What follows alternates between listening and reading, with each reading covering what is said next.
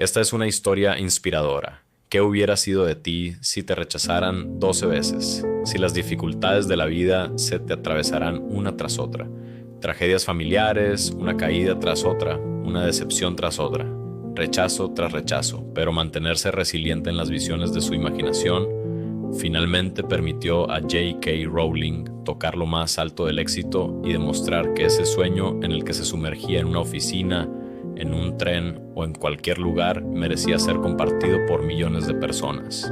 ¿Cómo pasó J.K. Rowling de vivir de subsidios del Estado a ser la primera autora en convertirse en milmillonaria con la venta de sus libros? ¿Te gustaría conocer la historia de resiliencia y convicción que llevó a la autora de Harry Potter a ser conocida y respetada mundialmente después de una vida tormentosa?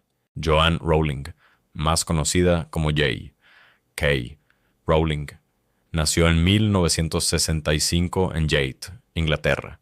Desde pequeña encontró en la imaginación un refugio contra las dificultades de la vida. Inventaba cuentos fantásticos y se los narraba a su hermana menor, Diane, antes de dormir. Ya entonces, la escritura se convirtió en su forma de escapar, de soñar y de dar sentido y protección a lo que la rodeaba. Pero la infancia de Joanne no fue fácil. Su madre, Anne, fue diagnosticada con esclerosis múltiple cuando ella tenía apenas 15 años. La enfermedad debilitó progresivamente a su madre, mientras la relación con su padre se volvía cada vez más distante. En medio de esa soledad, Rowling aprendió una lección vital. Aunque no podía controlar lo que ocurría afuera, sí podía crear mundos dentro de su mente. Aunque tenía una mente brillante y creativa, su vida no había estado libre de sombras. A los 6 años escribió su primer cuento, sobre un conejo enfermo de sarampión, y a los 11 ya había redactado una novela corta sobre 7 diamantes malditos.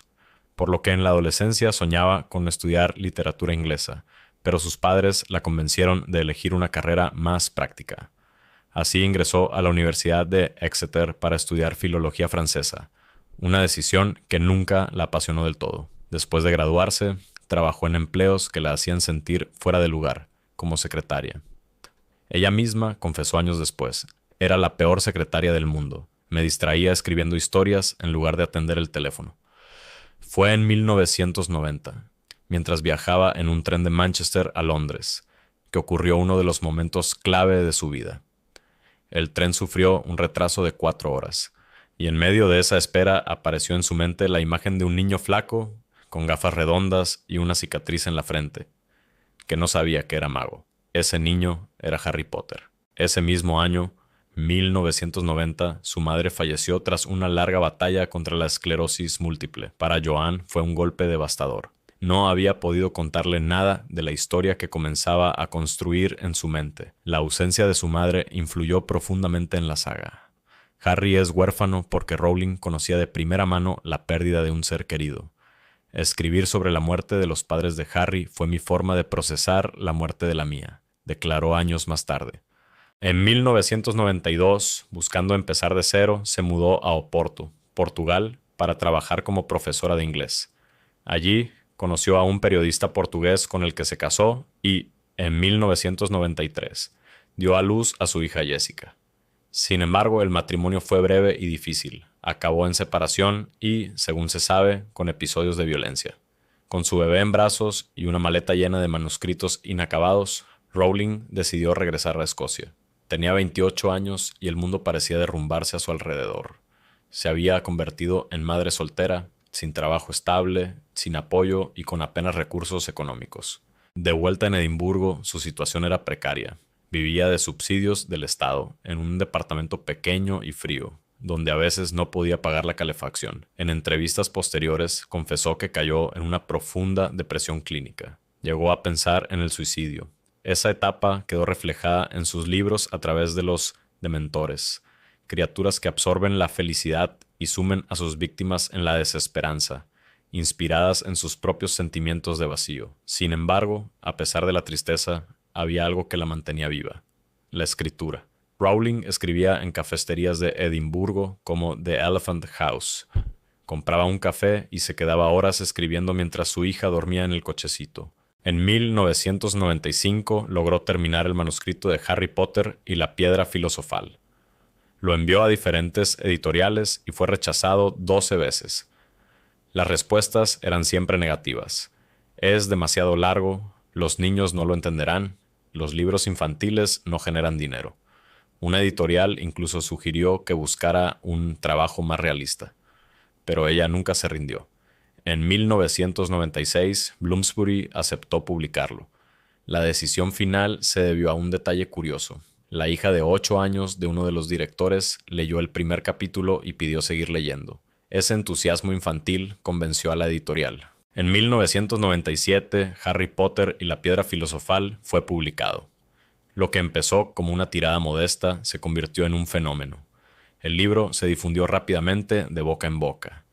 El éxito creció con cada entrega de la saga. Hoy, los libros de Harry Potter han vendido más de 500 millones de copias en todo el mundo y han sido traducidos a más de 80 idiomas. La franquicia incluye películas, videojuegos, parques temáticos y un fenómeno cultural sin precedentes. J.K. Rowling pasó de ser una madre soltera, sobreviviendo con subsidios estatales, a convertirse en la primera escritora en acumular una fortuna de más de $1.000 millones gracias a sus libros.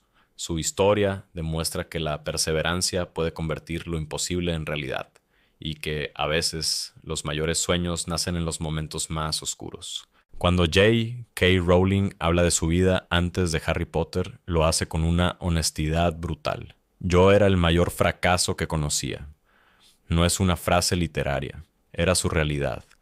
Una madre soltera, viviendo de subsidios estatales, sin dinero para encender la calefacción, con un bebé en brazos y una depresión que la empujaba a pensar que no tenía salida. En ese departamento helado de Edimburgo, la oscuridad parecía total. Y sin embargo, incluso allí, en medio del cansancio y la desesperanza, seguía escribiendo.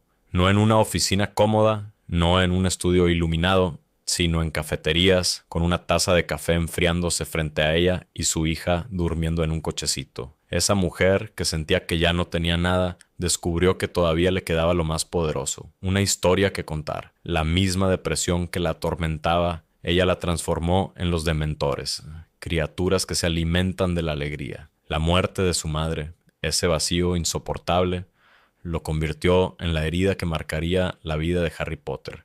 Cada dolor suyo se convirtió en verdad literaria. Lo que pudo destruirla se transformó en el corazón de su obra, pero la vida aún le pondría a prueba. Terminó su manuscrito en 1995 y recibió 12 rechazos editoriales, 12 puertas cerradas, 12 veces escuchar que no tenía futuro, que los niños no leerían su historia.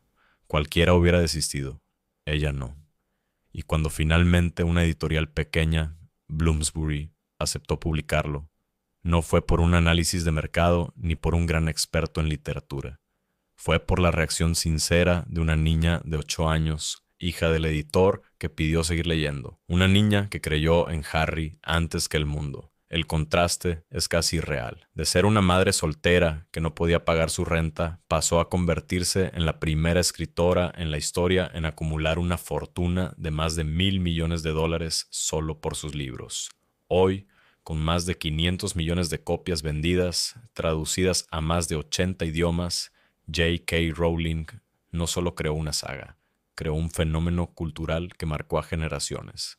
Pero lo más grande de su legado no está en las cifras, ni siquiera en la riqueza, está en el mensaje que encierra su vida, que el fracaso no es el final, es el comienzo de otra historia, que la adversidad no destruye, pule el carácter, que no necesitas tener todo a tu favor para lograrlo, basta con no rendirte cuando todo parece perdido.